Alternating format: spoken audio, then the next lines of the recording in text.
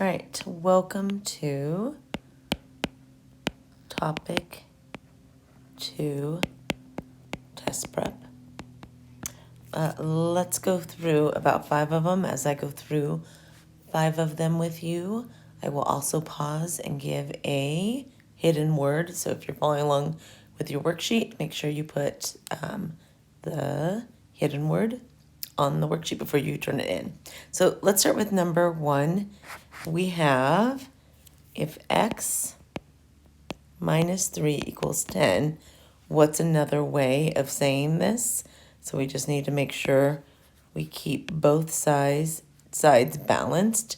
So for example, if we have a negative on the left side, we're going to add the positive, and therefore on the other side of the equal sign, we're going to add a positive again. Therefore, we can eliminate that, and now it would become x equals 10 plus 3, or x equals 13. So even though we didn't need to solve it, we can look up here and notice that d has a plus 3 on the left side of the equal sign and a plus 3 on the right side. So D would be your answer. Looking at number 2, a symphony orchestra typically uses twice as many violins as cellos. If 36 violins are used, solve the equation 2x equals 36 to find the number of cellos there are. So if we needed to figure out 2x equals 36, we have to figure out 2 times what number equals 36. So you can go down the line. I know a lot of you already know your multiplication, but you can go down the line and you can think, okay, 2 times 12, that equals 24. So it can't be A because I need to find one that equals 36. And then the next one, 2 times 18, well, that equals 36. So I'm going to hold on to that idea. And of course, 2 times 34, that equals 68. So it's not going to be C. And then, of course, I know it's not going to be D because that would be much too large. So then, of course, B is my answer.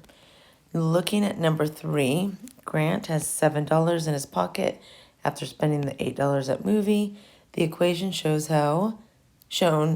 can be used to find the variable D on my dollars he had before going to the movies. So what steps should be taken? So we had D minus 8 equals 7.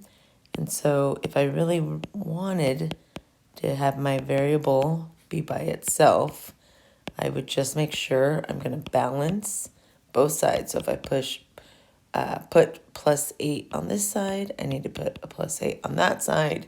And therefore, that would eliminate the minus and the plus, and I would have D equals 7 plus 8, and we know that D equals then 15, because 8 plus 7 equals 15. So now all I know what I did would be add 8 to each side of the equation.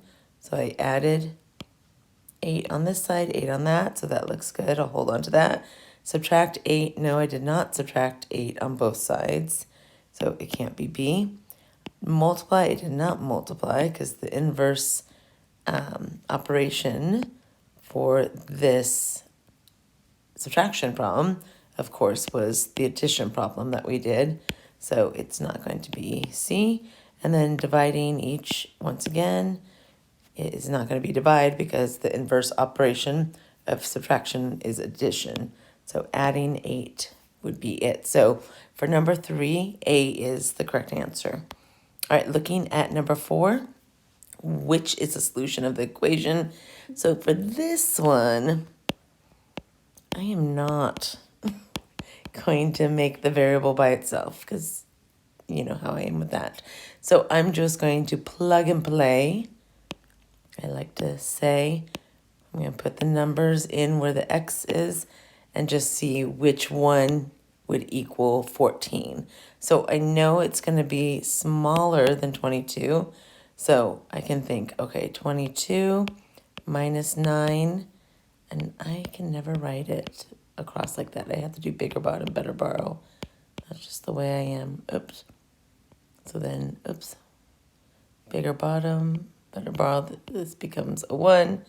This becomes a 12. 9, 10, 11, 12, 3, 13. So that would equal 13. But if I plugged in the 8, then I have 22 minus 8. And that's just going to be 1 less, but I can still just double check because I like to double check. Bigger bottom, better borrow. 8, 9, 10, 11, 12, 4, 1. And there's my answer. So 8, or D, would be my answer, because if I plugged in the 8 instead of where the X is, then that equals 14. So I would just solve it that way. If you like to have your variable be isolated, you could also do it that way if you like. Secret word, here it is. Secret word, hidden word for the day is going to be ocelot. All right, number 5. 5 siblings buy 100. Let me make my pen red. $100 gift card or gift certificate for their parents and divide the cost equally. Which equation can be used to find S, the number of dollars each sibling pays? So they don't really necessarily need you to solve it. We know altogether it's 100 divided by 5 siblings to give the complete cost. Or you could say 5 of the siblings paid a certain amount of number, and that gave them $100 for the gift card. So therefore, I'm not adding, I'm not subtracting, I am multiplying, and I'm not definitely dividing. So C would be your answer for the last one. All right, I hope that helps a little bit. I'll double check with you guys in the morning to see if we need to go over it anymore. All right, thanks for listening.